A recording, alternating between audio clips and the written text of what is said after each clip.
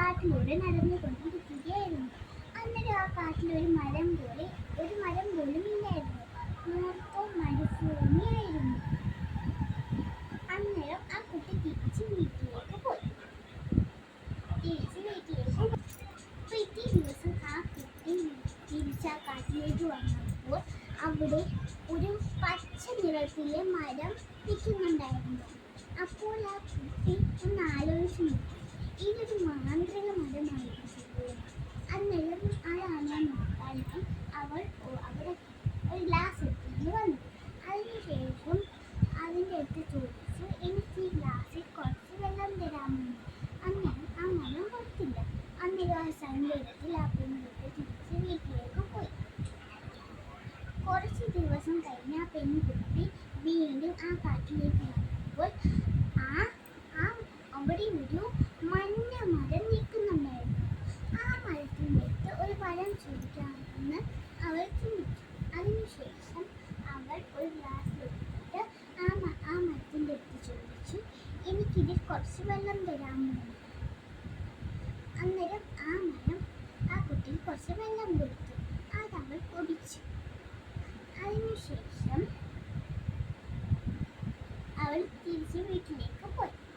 കുറച്ച് ദിവസം കഴിഞ്ഞ് ആ കുട്ടി അവിടെ വീണ്ടും പോയപ്പോൾ അവിടെ മൊത്തവും പച്ചപ്പായി നല്ല പുല്ലുകളും എല്ലാം കിളിച്ച് നിൽപ്പുണ്ടായിരുന്നു. അപ്പോഴാണെങ്കിൽ അതുവഴി പോയ ഒരാൾ അവളെടുത്ത് ചോദിച്ചു, ഇവിടെ എന്താ ഇത്രയും പച്ചപ്പ് നിറച്ചിരിക്കുന്നത്? അന്നേ ആ കുട്ടി അയാൾ പറഞ്ഞു, ഇവിടെ ഇതിനു മുമ്പും നല്ല പച്ചപ്പായിരുന്നല്ലോ എന്ന് പറഞ്ഞു. അപ്പോൾ ആ കുട്ടി തിരിച്ചോടി വീട്ടിലേക്ക് പോയി. ആ പെൺകുട്ടി തിരിച്ച് വീട്ടിലേക്ക് വന്നു. അപ്പോൾ ആ മനുഷ്യൻ അവിടെ നിന്നും മരം വെട്ടുകയായിരുന്നു. അന്നേരം പറഞ്ഞു, ഇത് വെട്ടരുത്, ഇതൊരു മാന്ത്രിക മരമാണ് എന്ന് പറഞ്ഞപ്പോൾ അദ്ദേഹം തിരിച്ച് മറ്റേ മരം വെട്ടാൻ പോയി.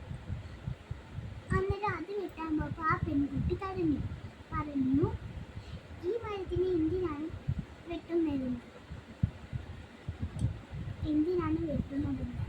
അന്നേരം അദ്ദേഹം ഒന്നും പറഞ്ഞില്ല. അപ്പോൾ ഈ പെൺകുട്ടി പറഞ്ഞു, ഈ മരങ്ങളിൽ നമുക്ക് ഫലങ്ങളും തണലും തരുന്നതുണ്ട്.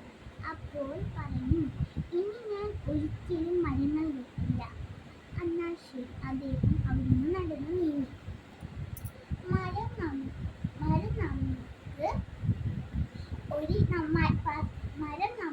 നമ്മൾ ഒരിക്കലും വെട്ടി നശിപ്പിക്കരുത്. മരമാണ് നമ്മൾക്ക് തണലും